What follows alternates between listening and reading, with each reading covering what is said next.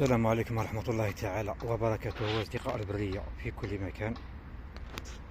رانا في العاصمة، في غابة دار إبراهيم، غابة ديكار ولا بوان ديكار، مكان متنافس للعائلات والرياضيين والناس اللي يحبوا يشموا الهواء. منطقة يعني واسعة، غابة واسعة، ماشي كيما غابة بوشاوي، ولكن هي غابة شوية واسعة.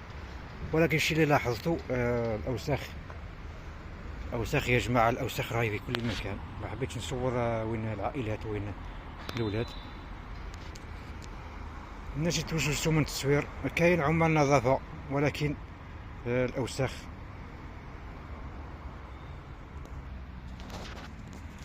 كما قلت لكم، شوفوا الأوساخ مترامية في كل مكان. كاين عمال نظافة، ولكن كي يعود عمال نظافة ينظفوا من جهة والشعب يوسخ من جهة، راه ما يلحقوش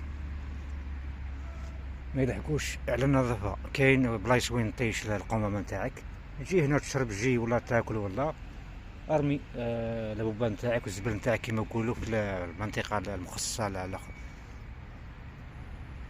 القمامة، باش العامل كي يجي يهز السرجية مباشرة يرميها، ما يظلش يطابس في الأرض، ما يظلش ينقي بالورقة وبالكاغذ وبال. شوفوا كيفاه القرع. أنا توقعت أنه مادام هي غابة في منطقة حضرية، يعني في العاصمة، توقعت أنه تكون نظيفة شوية، منظمة نظيفة شوية، ولكن للأسف أوساخ كارثية. مناظر مليحة يعني، أشجار كبيرة، كاين يتساع، كاين وين اللي حاب يدير سبور، ها من الجماعة اللي هي يديروا في السبور. كاين ملاعب صغيرة اللي ينطرينيو فيها الولاد الصغار.